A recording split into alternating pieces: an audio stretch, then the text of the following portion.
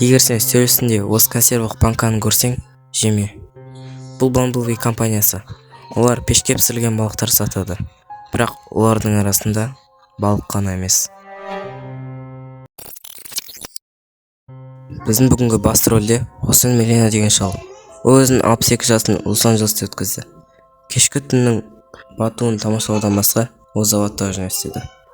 Заводтың аты Bumblebee. Ол заводта мұхиттық консервалар жасайды. Заводтың барлық жерінде осындай үлкен пештер орналасқан. Ол пешке балық салады және пісіреді. Сосын банкаға кетеді. Біздің Хосе Милена сол пештерді бұзылып қалмауын тексеріп жүрген. Орысша айтқанда техосмотр. Оның үлкен тұғын қарау үшін, мысалы, оған үлкен кісі кіріп кете алады, бүкіл бойымен, және ұзындығы 11 метр болған. Автобус секілді. Милена сол пештің ішіне кіріп тексеру керек болған. Сол түні Милена қосымша түнгі сменаға бару шешті. Себебі сол үшін көбірек ақша салатын. Онымен бірге серіктесі болды. Серіктесі сол балықтарды алып, пешке салып қыздыру керек болды. Ол кезде кеш балықтан шаршап тұрған.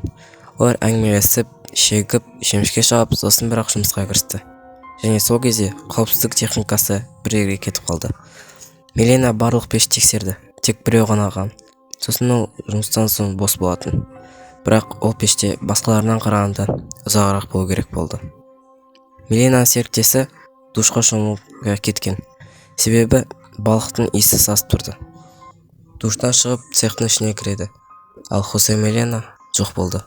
Оны шаршап үйіне кеткен шығар деп ойлап, есіктерді жауып пісіруді бастайды. Оның серіктесі цехтың барлық жерін қарап шығады, бірақ таппайды. Сонда бір ғана ой мазалай берді. Миленаның пеште болуы.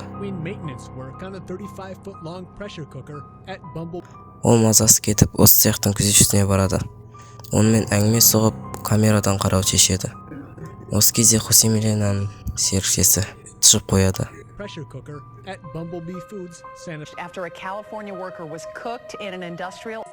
минуттан соң Хосе Миленаны бір топ адам іздестіруге кіріседі.